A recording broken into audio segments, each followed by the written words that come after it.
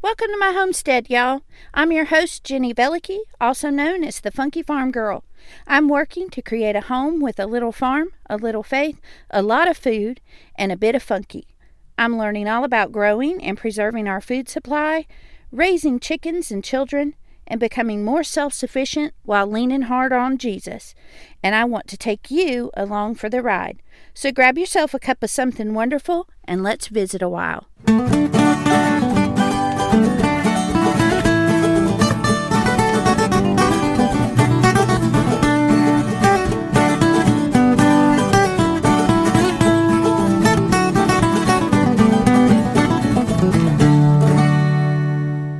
Hey, y'all. This is the Funky Farm Girl podcast. I'm your host, Jenny Velicky, and you're listening to episode 45, Chicken Permaculture. This week we're going to talk all about some new methods of chicken keeping that we are implementing here on the Funky Farmhouse homestead. And I want to tell you all about those things, why we decided to do it, how we're doing it. But before we get into that, let's talk about what's happening on the homestead this week. This week I started planting in the front flower bed. We have some October Daphne succulent that belonged, first of all, to my husband's grandmother's friend, Dot, who lived in St. Louis. And long ago, Mama used to live with her friend Dot for a short time in St. Louis, and she was able to, when she left St. Louis, take some of those October Daphne succulent home with her as a cutting, and she rooted those in her front yard, and she now has so much of it that it goes all the way across one side of the yard, and there's also quite a bit of it in the back of the property as well. All of that from the little bit that she brought home from Dot's yard in St. Louis. And this week, my mother-in-law, Nanny, gave us several cuttings off of that to plant in our own yard so that we can begin to have it become prolific here in our front flower bed. So I love having things in my home that have a history and a meaning and a story behind them. So to be able to do that in my garden makes it even that much more special. So I planted that today. And then we also finally ordered some canning lids. I know that we've talked about this a couple times, and I've told you guys that if you are planning to do any canning at all, you need to jump on it and you need to go ahead and get your supplies. Canning lids seem to be the most difficult thing to find this year because they're not manufacturing any more of them right now. I did a lot of research, and I did finally find a company to order from through Amazon that I feel like is going to be the best bet if you're going to need canning lids this year. So I'm going to leave a link in the show notes for you if you are looking for canning lids. This to me is the best bet that you're going to find. They are more expensive than they normally are, but they're going to be that way universally no matter who you buy them from. But these, from my research, seem to be the ones that are not flimsy, that aren't dented or chipped on the sides, that aren't going to buckle when you try to pressure can with them. They seem to have the most consistent and authentic good reviews. And so that's how I came to decide to order from this particular company. Mine will arrive tomorrow. If I feel like that it's a no-go, I will let you know that next week. But I really feel like that these are going to be the best canning lids that I'm going to be able to acquire this year. And I want you guys to also have the opportunity to get some of those. So if you click the show note link, then you can go to Amazon and order your own canning lids for this year. So this week, episode 45, we're talking about chicken permaculture. And I'm sure that as I say that, you probably have two questions that come to mind. Number one, why are we talking about chickens again? Didn't we just finish a 4-week episode set on chickens? We spent 4 weeks talking about buying chicks and selecting those and raising hens and roosters and what kind of equipment and infrastructure you're going to need to get started and what you could do to maybe make some money off of chicks. Is there anything else left to talk about with chickens? And to that I say, absolutely. So we are going to be talking about chicken permaculture this week because it's a new thing to me, that it's what I'm currently learning about and experimenting with on my own homestead. And I want you guys to learn and experience that right along with me. And so I'm going to explain to you what we're doing differently and why we think it will work.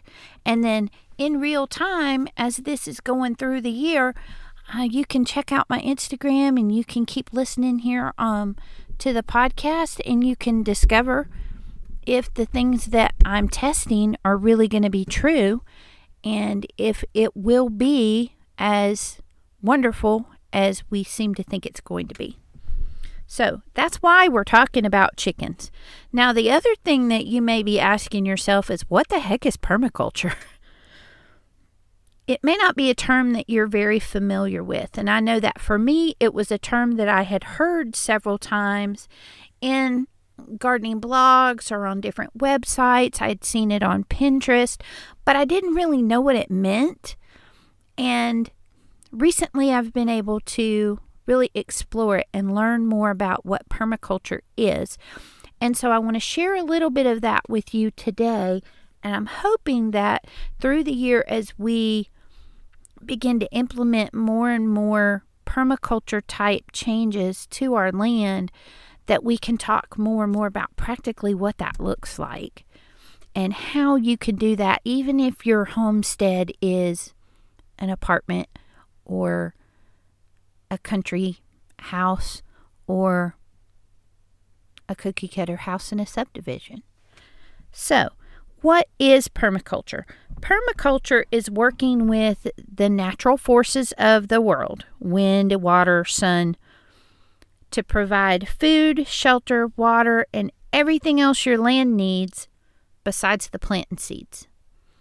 So when you give it the plants and the seeds, and then you work with nature and the natural rhythms and the natural things that come and go and the things that pair well together, and you know that when you have an abundance of this pest, then you tend to naturally have this other predator that will come in and will deal with that pest. Those are the kinds of things that we're learning about when we're learning about permaculture. And so what I've specifically started with is, let's start where I am.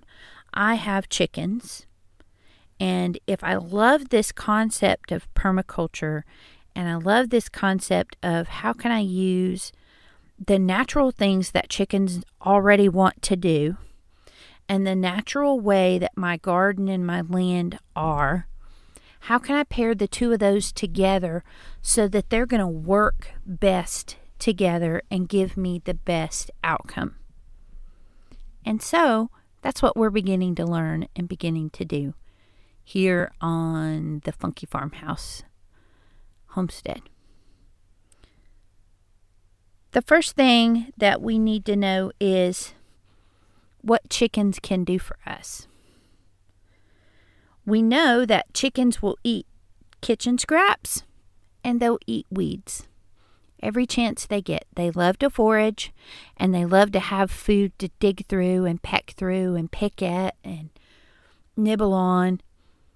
So they are more than happy, totally willing to eat kitchen scraps and to dig up weeds to eat.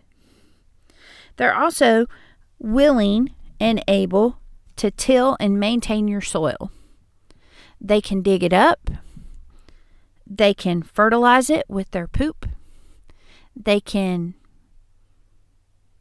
till it for you and just make it nice and aerated. They can eat that kitchen scraps and pull those weeds and just make that soil nicer and healthier than when they first were given that land to forage on. They're also going to perform natural pest control, because one of the things they're doing when they're digging through that dirt and they're kicking it all over the place and they're pecking around, they're looking for bugs. And they will go through and they will eat all the little bugs and grubs and things that are hiding in your dirt, that have been there all winter, that are waiting to wake up and wreak havoc on your garden. So, if you're able to get the chickens in there beforehand, then the chickens get a nice little feast and you get some natural pest control that didn't require any kind of sprays or chemicals or anything like that that's harmful to your soil. And then last but not least, obviously they give us eggs and sometimes even meat. So chickens can be pretty beneficial when it comes to the natural cycle of your garden, because they're going to help produce compost when they eat the kitchen scraps and the weeds. They're going to till and maintain your soil. They're going to be getting rid of pests in a natural way, and they're going to be providing you with eggs and meat. So, how does the garden benefit then? Because here the chickens given all this, what does the garden give back? When the garden is able to give them the bugs that they need, it's able to give them weeds and spent plants to eat on. You're able to give them scraps from the garden. Maybe you have something that died that you need to feed to them. Maybe you pick a cabbage and you have a couple outer leaves that are a little bit wilty or yellow or whatever that you're not going to eat. Throw it to the chickens. Maybe you take it inside and you trim off the ends or peel it or whatever you do to prep that vegetable. Take all the other parts of it and give it back to the chickens. So you have your garden being fed by the chickens by weeding and tilling and fertilizing. And then you have the garden feeding the chickens by giving them bugs and weeds and vegetable scraps and spent plants. So the chickens feed the garden, which feeds the chickens. And it's a cycle that just continues. So this is what we are using our chickens to do for us to prep the garden for spring. So what we've done is we have begun to install a temporary fence around our garden, and we're going to enclose it enough that we can get the chickens in there. Right now we have one small coop. We were able to get another coop and run structure from my mother, and we put our golden girls in there, and they have enough room to scratch and forage around just where their chicken run is sitting. And it's a small enough structure that we're able to pick it up and move it every couple days. And when we move it, where there once was straw and weeds and compacted soil, now it's nice and fluffy and it's aerated. There's no bugs in it. There's no weeds in it. And all that straw is gone. They're able to eat some of it. They're able to dig it down into the dirt and till it down into the dirt.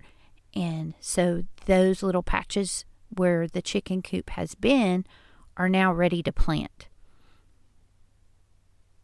So chickens are natural foragers, and they're going to want to work.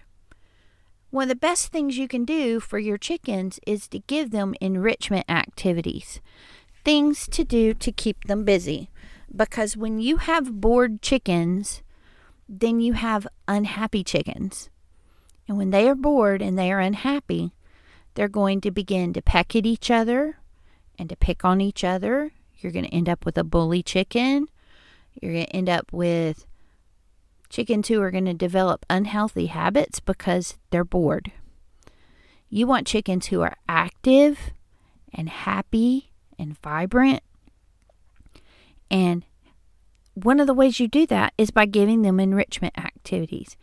Give them something to do.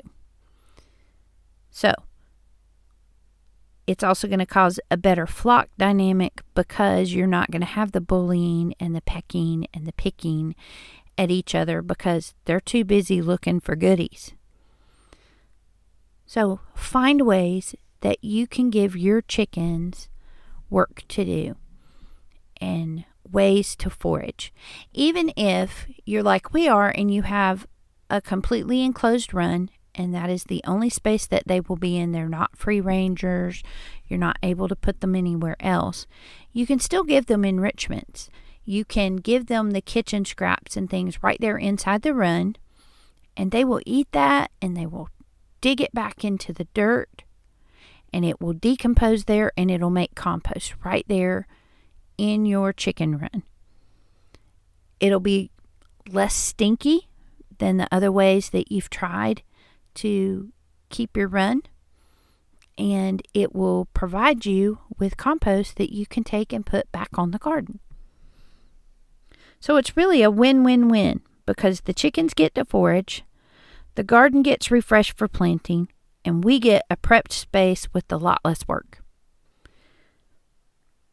So what other ways are we incorporating permaculture? Because permaculture is not just about giving an animal a job. It's about using food and water and sun and wind to the best of our abilities to help our land and our animals and our garden flourish.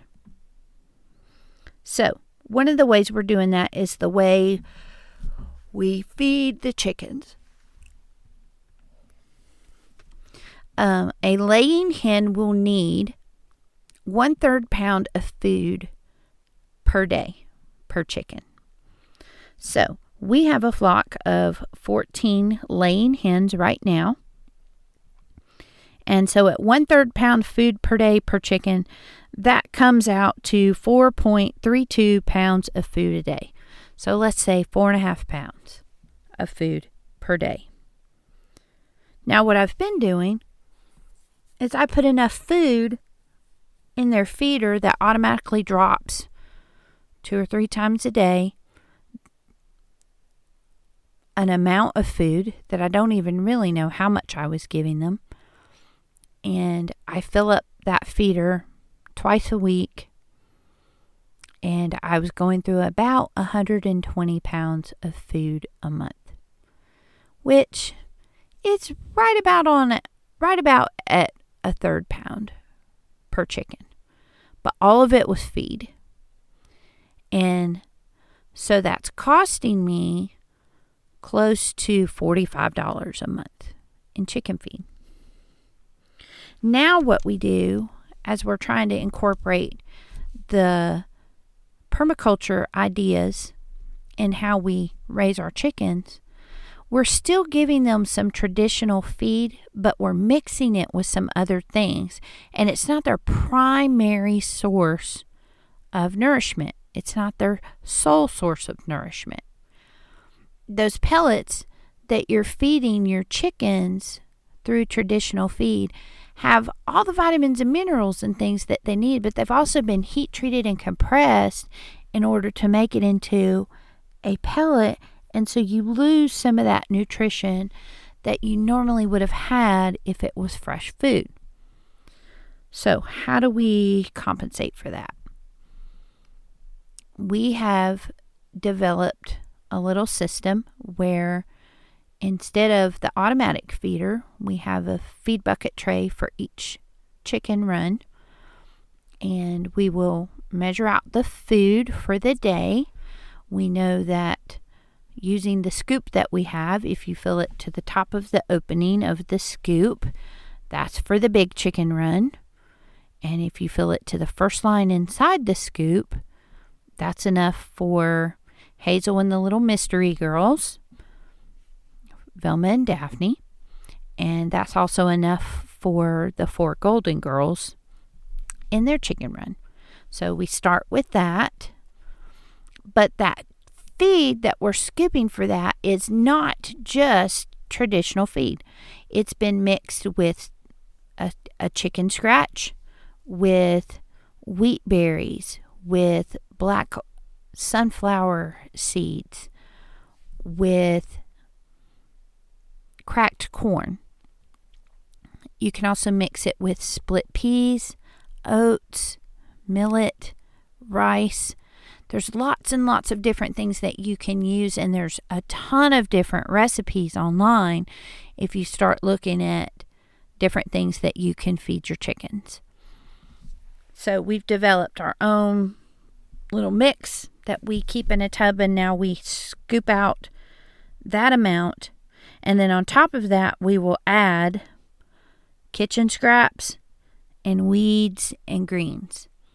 So basically what we do is what we're scooping into their container, depending on how much kitchen scraps we have and how much weeds and greens we have, we're making sure that the scoop is at least the 3rd pound per chicken. And then we're giving them the bonus of the weeds and greens, which we have a clump of trees on the back side of the chicken coops that has all kinds of clover and stuff growing right there, that we can go over there and just grab up handfuls of it at a time, and it comes up in big clumps, and we're able to give a large clump to Fred and the steel magnolia chickens, and then we're able to give a smaller clump to Hazel and the mystery girls, and we're able to give another small clump to the golden girls, so that each of them in their group have that. Another thing that we're giving them, we're making sure to put grit on top of the food scraps and the chicken feed. I've tried feeding them grit separately, and they just don't really seem to bother with it. But it is something that if you're feeding them something other than traditional feed, they absolutely need some grit to help them digest their food, especially once they're no longer a chick. If you have a baby chick and all you're feeding them is the feed crumbles, they don't necessarily need grit. But once you begin to start giving them kitchen scraps and weeds and greens and things like you're giving your other chickens, then they will need that grit. So I just kind of take a little bit and sprinkle it on top of their food so that I know that they're getting some. You can also give them mealworms, which gives them a nice source of protein, and it's a snack. It's a good high protein snack, but it's not something that I give them very often, simply because it's pretty expensive to buy mealworms to give them on a regular basis. So those aren't quite as necessary, but especially when like they're molting, or in the winter when it's extra cold and they're not laying because of the cold and the dark, things that you can give them that have extra protein like mealworms can be the difference between them continuing to lay eggs or not. You can also, when it's cold and dark and extremely cold to the point that they're more focused on staying warm than they are on laying eggs, you can add in a handful of cat food to their food, and that will help to boost their protein as well and help them to continue laying eggs through the winter. That's a tip that I learned from my good friend Kate at Venison for Dinner on Instagram. Now, all that together should be about 1/3 of a pound of food per chicken per day.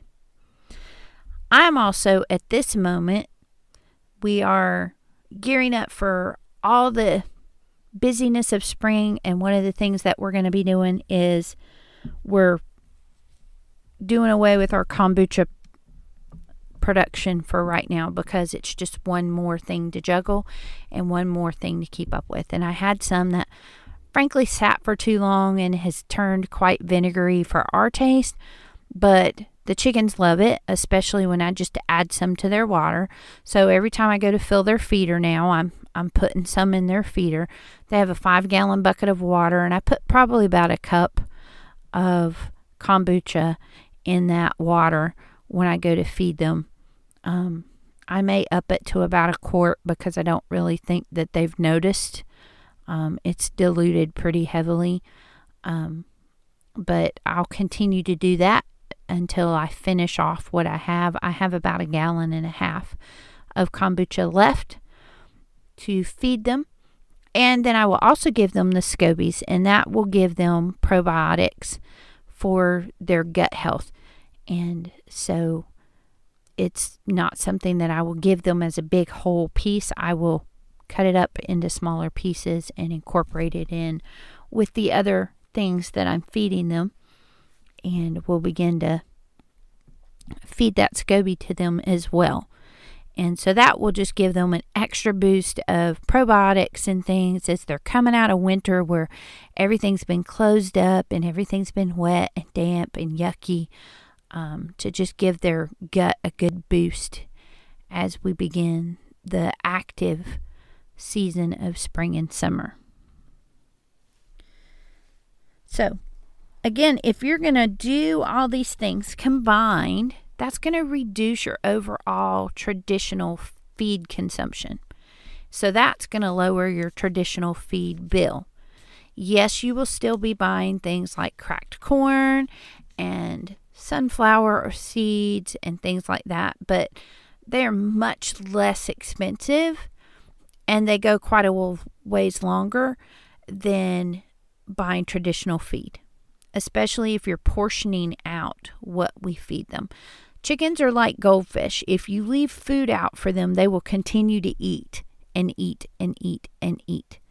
But what you need to do is scale back until you get down to the 1/3 pound a day per chicken. And it should not affect production at all. If it does, bump up just a little bit and see when your food production comes back with the eggs, because you don't want to feed them more than they need and spend unnecessary money on feed that they really don't need to have, any more than, you could give your kid a whole bag of cookies, and if you gave them free range, they would eat all of those cookies, but really they don't need more than 1 or 2.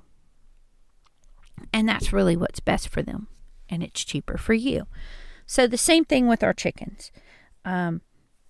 Reduce feed consumption means reduced cost of upkeep, and also having a varied diet that's closer to natural chicken behavior. It's kind of like feeding a raw diet to dogs instead of giving them dog food. You clearly can see the benefit of it to their health, and you know that it's a less processed, more natural diet for them. And so we're thinking through how to do that in the same way for chickens. We are also hoping, as far as permaculture practice goes, we're hoping to add some type of rainwater collection system at some point, because of the way the roof is built on the larger chicken run.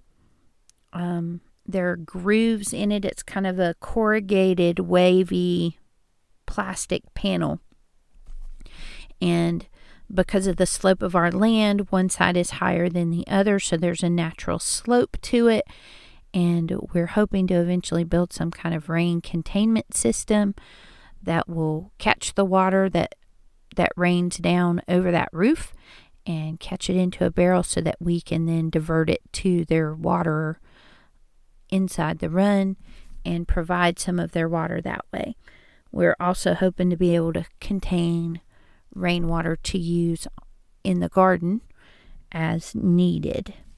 And again, that's one of those permaculture tenets or priorities where you're looking at, okay, how do we use what nature is giving us in a way that benefits the land and the garden and the chickens in such a way that it mimics what nature automatically does when left to itself. We're also going to be planting some perennial herbs and medicinal flowers around the chicken coops that are specifically beneficial to chickens.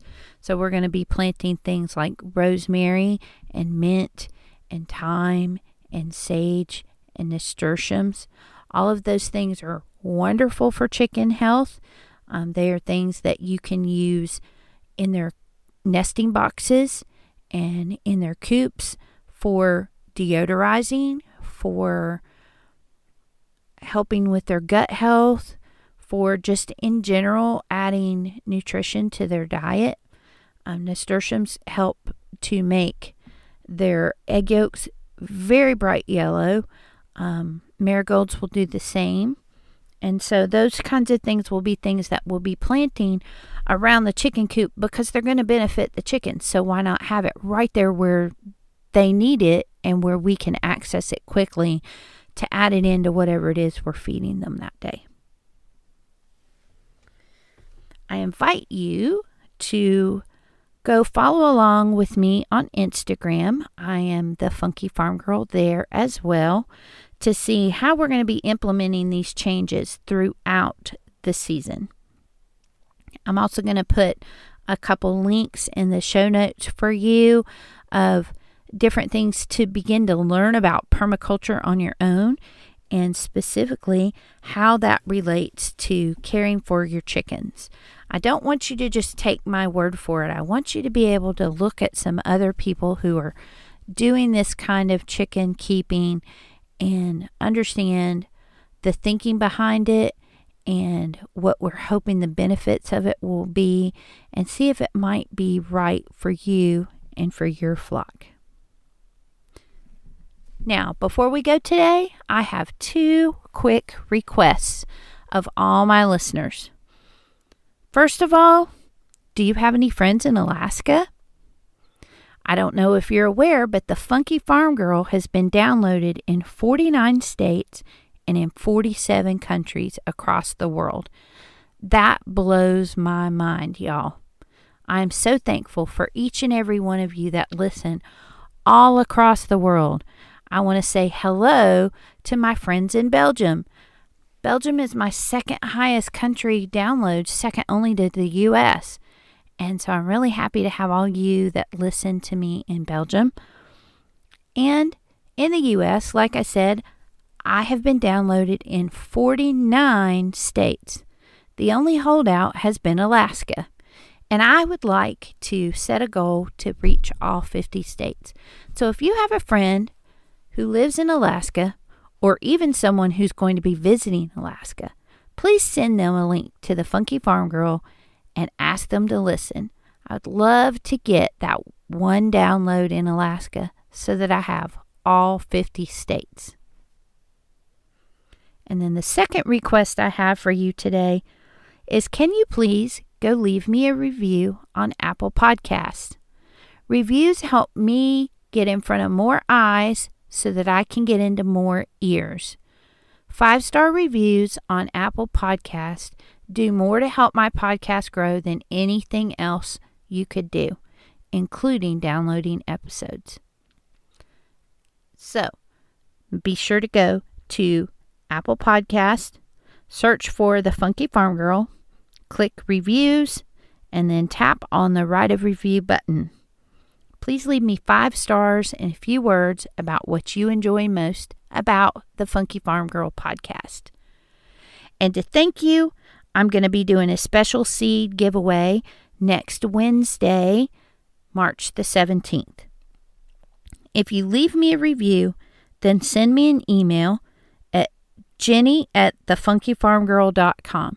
That's Jenny, Jenny, at thefunkyfarmgirl.com.